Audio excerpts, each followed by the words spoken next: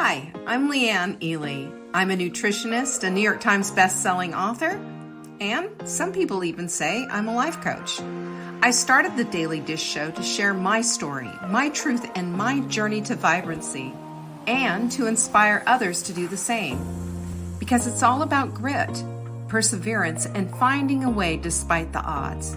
It's about embracing the whole woman, not just the parts that are easy to love, and feeding her heart, mind, body, and soul.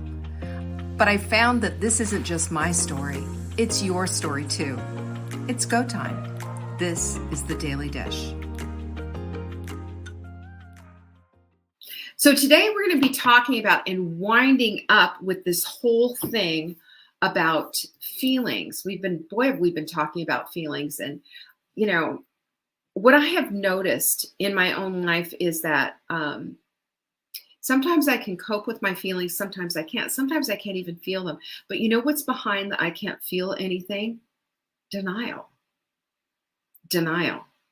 It's a mighty big river that goes right across our lives sometimes, and we have to build the bridge over denial, don't we? Sometimes we have to ford it. You know what it is to ford a river? We have to get into the water and actually go through and across. Think about all of that. That's what that's all about. Hey, Alice. So I want to talk about that because I think that oftentimes denial gets a bad rap. Understandably, but understand what denial is, right? What is denial? Well, besides being the biggest river of them all, denial, get it? Yeah, remember that one? I'm sure you've heard that joke before. But denial is a coping mechanism, good, bad, or indifferent. And if we use it as a temporary fix, then it's a Band-Aid that we can use, right? Temporarily. We can't use it as a life skill, because it's certainly not a life skill. We can't use it as the grounds for how we're going to live our lives. But sometimes it's that holding room, if you will, and it keeps us in a place of being able to process something. But if we're doing this over the course of a life, it's just not working. And we find ourselves in the place of crisis oftentimes because we've lived for such a long time in denial. Am I right? You know that. So yes, the purpose can to give you some time to figure out what you're going to do next, and to figure out what is this denial about? What am I not processing right now? What is it? Because honestly, sometimes it's a great, big, huge mystery. We don't even know what's going on. We don't even know how to feel about it. We just know something's off. Something's completely off. So yes, we're going to go to this place of saying, long-term denial, it's not an option. Short-term denial, okay, here's the deal. I get that this is going on. I'm going to give myself all day Sunday to process this, and I'm going to put together a game plan on what I can do next. That's different. That's different. We have to have those kind of things in, because we have to have these kind of gaps, if you will, in place so that we have the opportunity to be able to literally build that bridge over that denial, over the safe. We need safe passage, don't we? Because sometimes it is like, yeah, we got to get in the water and get across that. But other times it is so treacherous and so deep and so wide and so big, it requires the bridge. You're the one who needs to decide that. You're the one that needs to figure that part out. Remember, we live our lives on purpose and for purpose, but it's also a custom plan. You're the one who has to construct it. I can't do it for you. All I can tell you is what I've learned in my 63 years of being on this planet has been that the longer I stay in denial, the longer I stay away from the vibrant life that I want to live. Right? To repeat, vibrancy is on the other side of denial. Vibrancy and denial don't live hand in hand. You can't do it. It's like the elephant in the room. That elephant in the room is going to require feeding. And by the way, can I just say that elephant in the room, elephants have big poops. Big poops. That's going to require a big old shovel to pick up that poop. If you decide to live with elephants, then you're going to have to make room for elephants, and you're going to have to make room for the mess and for the fuss and for everything else. And by not talking about the elephant, that's not going to make the elephants poop and feeding and required whatever it is that elephants need. It's still going to be there. Think about that for a minute. So, what does denial do? What does denial do? I'll tell you, denial killed my father. Denial 100% killed my father because he wouldn't do, something was off with his health, but he ignored it and he ignored it and he ignored it. 58 years old, finally went to the doctor because he was so in such pain and such whatever. That was on May 8th. And on May 29th, he was dead at 59 years old. He had a birthday in between on his deathbed. This is not the only story that I can tell you like that. I have a girlfriend whose brother had passed away from colon cancer. And he finally called his sister and said, I'm bleeding every time I go to the bathroom, like gushing blood and what happened. She's like, go to the doctor. Finally goes to the doctor, and the doctor said, it's everywhere. I can't do anything with this. What happened? He passed away. Denial, denial, denial. You can't ignore the lump. You can't ignore the symptom. It's not going to go away by itself. And that will show up physically in our bodies with our health. But it also, denial shows up when we give a pass to something that is completely inappropriate. Well, he was under stress. Well, he's not always like this. It's when he has a little bit to drink that he gets aggressive like this. We're giving a pass on all of this and denying at the heart of the thing that this aggressive behavior is just a hard pass no. Because we haven't maybe stood up for ourselves, or maybe we've just been in this nice cushy place of denial where we just kind of put up the fences, put up the pillows, put on the rose-colored glasses and pretend that it's not happening. That only goes so far, though. That only goes so far. And how about this? How many of you do this? If somebody says, how are you doing? Oh, fine. Everything's great. And just a couple of hours before, you were, in the bathroom, splashing your face with water and hoping nobody could tell that you had been crying. Pretending is a one great big other word for denial. We can't pretend our way out of something either. We either are or we're not. And pretending that it isn't happening and it's not a thing doesn't work. And then there's another part where, and believe me, I've seen this one too, coming from an alcoholic home. Getting schnockered every night and then being able to say that you can handle it because look, I just went to work and I went to work on time, got my work done. They think I'm great at work, this, that, the other thing. This is the stuff that really is perpetual denial, which puts us in a place of not living to the level of vibrancy that we want to live in our lives. And just because what we want in our life isn't what's true, we can't deny and put up these barriers and cushion ourselves from what's actually happening. We can't pretend that this isn't happening. We can't give passes to aggressive behavior. We can't say, well, look at me, I'm performing well, even though every single night we're getting, smashed. All of this is denial behavior, denial of the feelings that we're feeling, denial of what's going on in our lives and what our situation is truly about. Denial is temporary, a coping mechanism, yes. But give yourself a timeline if you're going to go into temporary. And temporary can't be a long time, because when we finally do know the truth only sets us free when we lean into that. We can't do that if we say, I know the truth, but we're yeah-butting again our lives away. And you can't do that. You can't Scarlett O'Hara it either. Remember that? I'll think about that tomorrow, right? Excuse me. But what else did Scarlett O'Hara do? When everything hit the fan, she was also out on her hands and knees in a garden, digging through the dirt, finding that one lone sweet potato. And what did she say? I'll never go hungry again. Fist in the air, making that vow.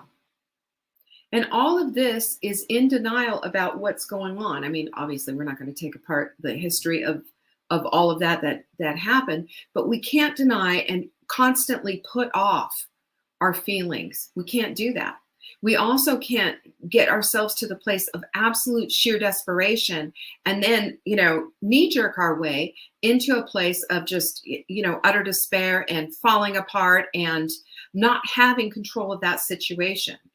Sometimes it's okay to be in a safe situation anyway, out of control, so that we can put ourselves back into control. But I'm talking about being in this place of just everything falling apart, everything going to hell in a handbasket because of the strong desire to stay in the place of denial so we don't have to face those feelings. Because what is denial anyway, except fear hiding behind denial's costume? Isn't it true? It's fear in a different clothing. It's still a wolf. It's still a wolf, and it's hiding under that.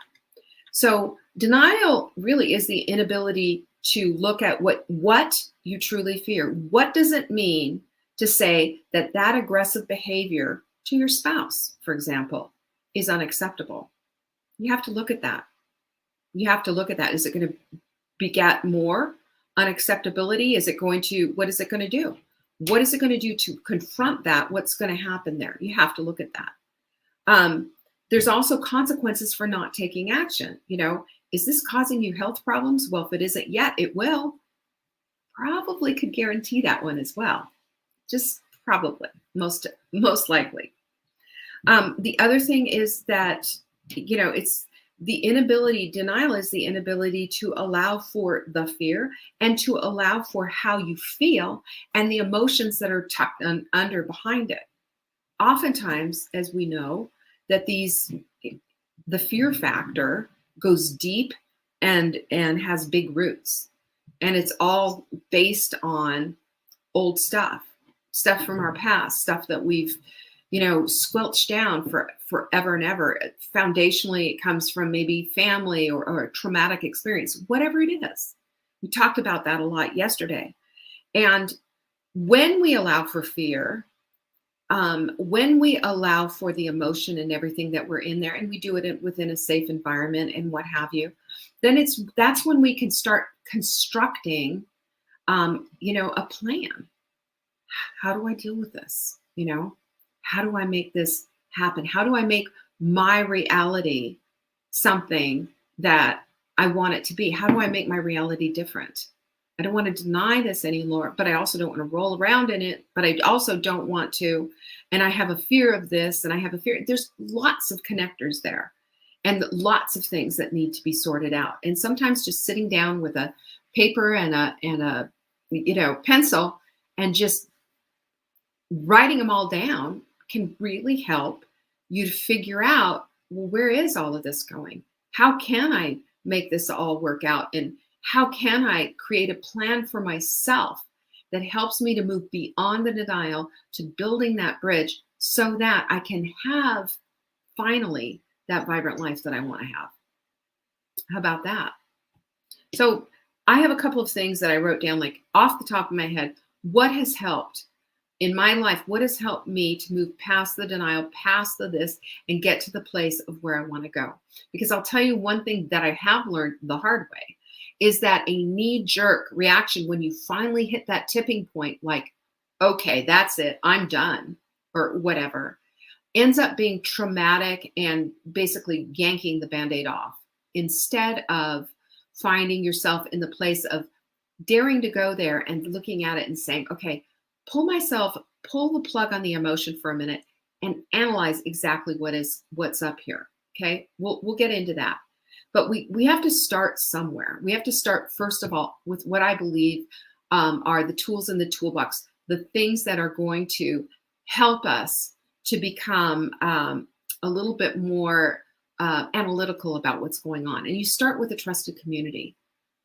So, denial, like I said, is fear in different clothing. So what we have to start with, first of all, is understanding that denial is the inability to understand what it is that we fear. Oftentimes we just fear. We're just scared and we're just afraid and we don't have voice and we don't even know what we think or feel.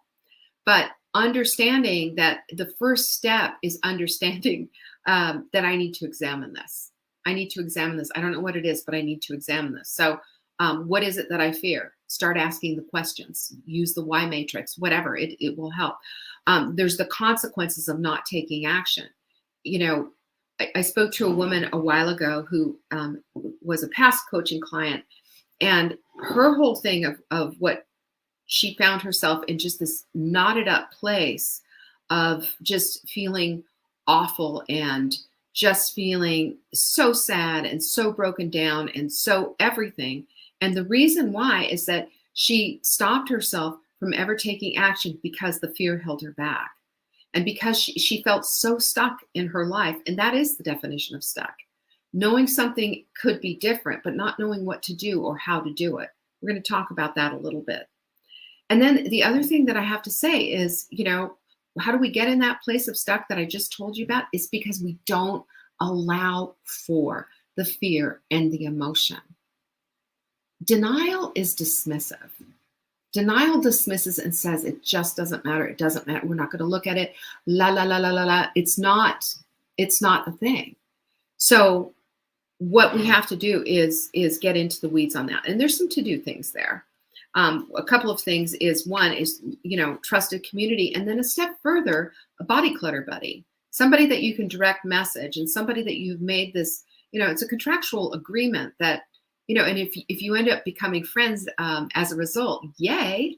But if you don't, that's cool too, because you are in this, you know, relationship to be accountable and to just say, this is what's going on. This is what we need to be doing with one another, especially if our desire is to grow beyond the denial and to get past that and to live that vibrant life. Remember, denial and vibrancy don't coexist ever. Number 2 is journaling. Oftentimes, it's just a matter, the reason that you don't know how to journal is you just need some prompts, or you need some help, or you need a couple of words or whatever. And that's going to make a big difference. One of the things that I use, a tool that I use, is an if-then. So when you're in the place of trying to create and figure out, you know, what the heck is going on, you can say, if I feel, you know, if this is coming up, or if I'm denying this, or if this is what's happening, then this is what, you know, this is what I commonly do. I pretend that doesn't happen, or I put on a happy face, or whatever. And then on the other side of the prompt, so if, then, and then what is really happening, what is true is this is what I need to do. Because we need that, right? We need to understand this is what's happening. This is the situation. This is on repeat. I've seen this a few times. Then this is what I commonly do. This is what I'm going to do instead. This is your plan A. Get rid of the default and go instead to something that's better. We talked about this before. You know, I've shared with you my little travel blender. I have a $15 travel blender that I bought on Amazon. Hamilton Beach makes it. If you want to get one, just Amazon travel blender. You'll go to Amazon and put travel blender in there. Because I would default to easy, which was eating all kinds of garbage that I didn't want to eat. When, in fact, if I have a travel blender, I've got aseptic packages of coconut milk, and I've got all my smoothie stuff in a Ziploc bag, I've got everything I need right there. You know, easy peasy. And when I was doing a lot of traveling, that's when I bought my blender, and it just fit right there on the side into my backpack. That's a plan A situation right there. That gets rid of the default plan of doing something stupid like eating a croissant, you know, or, you know, some kind of a dumb sandwich or something. Gets rid of that. And it creates instead a better, more vibrant plan A. Because that's what plan A is. Plan A is vibrancy. Now, sometimes things fall apart, but then what can you do? And then what can you do? And then what can you do? When you think things out, you can create plans. When you think things out and look at all those different situations and think, okay, well, this just all went to hell in a handbasket. There was no, there was no plug for my smoothie. So what am I going to do? Well, there's a grocery store. Go get yourself some, turkey or something. Go to the deli department and get that and a couple of pickles and call it a day. But you know what I'm saying? You don't have to. You're not being forced to, and nobody's holding a gun to your head and saying, go eat this garbage because you're hungry. If you've thought things through, then you will have your thing to do. And I'm talking about this because we are in such denial of just the simplest of things that we find ourselves blaming and saying our circumstances caused this. And it's simply not true. We just haven't taken the time to think things through. Don't be in denial of what it is that you need to do. Do not give your power away to the things that you need to do. And do not, for a minute, put yourself in the place of thinking things through with the full emotional overload going on, because you won't be able to think things through. The emotions will block you big time, all of it. Give yourself that minute and say to yourself, okay, time out. It's not that you want to deny how you're feeling. It's not that you want to dismiss how you're feeling. You want to contain it for just this minute so you can get into the analytical viewpoint of what the heck is what's up. And when you can do that and you start putting together your tools, you're going to use them. You're going to use them because you've had the moment. Then you can fall apart if you want to. Then you can cry. Then you can write in your journal. Then you can text your body clutter buddy. You can do whatever. I'm falling apart. Things are blah, blah, blah, blah. But I got my tools. I got my tools. I know what I can do. I know what it is. And then when you do it, you want to talk about a dopamine hit, So, believe it or not, fueling your life correctly and vibrantly will lead to the next thing. Because at the very foundational bottom of all of this is the need to fuel your life. You can't do that in denial. You can't do that when your default is to go to a vending machine or a drive-through or something like that. You can't do this. That's denial right there, that there's something bigger going on. Isn't there? Yeah, I think so. So I've got 7 things for you to do to help build that bridge over the river of denial, or if it is that you have to ford through the river. I hope this will help. The first thing, though, that we have to do is we have to look and examine and say, what is it? What is it? What the heck is this that I'm in denial about, right? Because I'll tell you what, oftentimes we don't even know what it is. We just have this vague feeling. Take the time to sort it out. Analyze it. Pull the plug on the emotions. Put those emotions in a container. I will deal with those later. Right now, I've just got to put my finger on what is going on. Do it in detail. The more detail you have, the more your ability to go in and problem solve kicks in. Number 2, see it differently. This is the why matrix, Instead of seeing something, as, well, it's beyond what I can do. I'm scared of this. I can't do this. It's like asking me to bungee jump or something. But reduces, the why matrix reduces it down into, what is this all about anyway? There are people out there who feel like in order to get past their fear, they got to face their fear and do the very thing that they fear, like bungee jump or skydive or whatever. And I say that, okay, maybe, but really, what the more courageous thing to do is to absolutely confront the way that you are truly feeling. I feel betrayed. I feel like I've done all of this. I'm questioning God on this. I mean, that's deep stuff. And that to me is where we find our way and we find the path toward what it is that we are actually seeking. We don't have to jump out of perfectly good airplanes, right? We don't. And we don't have to jump off a bridge with a big rubber band attached to our feet either to prove something. You have nothing to prove. What you do need to do is to dig enough so that you can see what the heck is going on. Ask yourself those why questions until you get there. Number 3, Be gentle, kind, and loving, whether it's with somebody you have to confront or it's you have to confront. Gentle, kind, loving. Gentle, kind, loving, gentle, kind, loving, gentle, kind, loving, always. This whole idea of tough love, I just can't go there. Tough love in that, the kind thing to do is that, yes, my darling son, I love you and you need to go into rehab so we can get you through this. But it doesn't mean, confronting and you're awful and you do this, you do that, and you're going to rehab, whatever. And I'm using that as, a very obvious kind of a thing. But empathy is the gift that love gives us. And it's so vastly underused, so vastly misunderstood.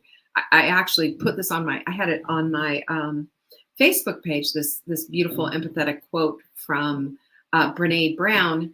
And somebody said, well, you can't practice empathy if you haven't experienced what the other person is experiencing. And that was just kind of laughable, because that's exactly what empathy is being able to walk alongside somebody without having to understand exactly what their experience is, but understanding they're hurting, and that's enough. And you can do that with yourself as well. You don't have to understand exactly everything that is in there, but you can, as an emotionally intelligent, wise woman, decide and make the decision to be empathetic toward yourself even. Maybe you don't understand all of it. Maybe it all just seems to be a little bit out there or whatever, but you can be with yourself as you go through this stuff. You can be with somebody else. You can just sit quietly, and let them know that you're there and hold their hand and whatever. You can be practical about it and bring them dinner. You can do different things, but to be empathetic is to walk alongside, not necessarily experience what they've experienced, but walk alongside in a way that's loving, in a way that's kind. Can you imagine doing that to yourself and doing it to others too? Very rare to find that in people out there. I'll tell you, I know this. And to do that kind of thing with myself, that's brought me more aha moments than anything else has out there. I don't need another tough love thing. I don't need somebody else saying, you're all wrong. I don't need that kind of bam, bam, bam. You don't either. We need kindness. There's just an absolute dearth of unkindness out there. It's time to really pile it on. Number 4 is, this is going to be hard, to practice being non-judgmental. Okay? Being non-judgmental is to say, time out, enough already. This judgment, it's tribalism. It's us versus them. It's this judgment of, I'm good, you're not. I'm going to heaven, you're not. I've got this, you don't. It's one-upsmanship to such a degree that it breaks my heart, because it puts us in this place of this constant striving for what? And understand this, it's all on your little belief system, and your belief system is not the center of the universe. That to me was one of the things that just brought me to tears. I don't have it right, y'all. Neither do you. You don't own the keys to the universe any more than I do. Nobody does. Nobody does. Take a look at our religions, this different, how many 15 different types of Presbyterianism, just within Christianity. And then just go on and just multiply that throughout the world. And everybody thinking that they've got the handle and they've got the keys and they know. I know that I know that I know. Okay. Do you? You're that sure? I'm not saying question your faith. I'm saying allow your faith to contain a heart that has room for others, not just in your own little kingdom, right? I was at a church one time, this is years ago, where everybody was judged by their spiritual gifts, and this one was this, and but she's a prayer warrior. She's a, oh yeah, have you heard her pray? And I just thought, isn't this just another way of expressing pride? Isn't it? Or isn't this enough? Is this just kind of a judgment? This one has this gift and this one doesn't. What about the ones sweeping up in the bathroom after everybody's gone and just quietly doing their thing? So I wonder about that. And I kind of went a little bit off on that, but the love language of vulnerability is the ability to love all equally, including yourself. Including yourself. It's time to stop all of this nonsense and this I'm better than you business. And oftentimes I think too, and yes, Kimberline says, isn't the servant first? Amen. But I also think that this is how we build trust with ourselves as well. You know, we build trust with ourselves when we understand that, you know, we're all here doing the best that we can with what we've got.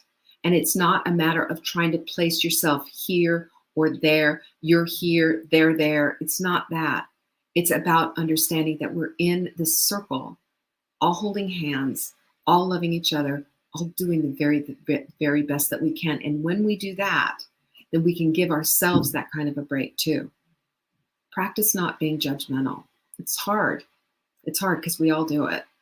And I'm asking you to maybe take another step back on that and take a look at it, because maybe you're doing that to yourself as well. Number 5 is to actively listen. Mirror back what's being said, even to yourself. Like, am I saying then that I can't do X, Y, and Z because I'm using this as an excuse? Is this what I'm doing here? Am I using this as an excuse, or is this an actual thing? I think it's really important for us to look at all of this and to make a decision about what it is that we're saying and how we're saying it. What is this actually saying, right? What is this actually saying?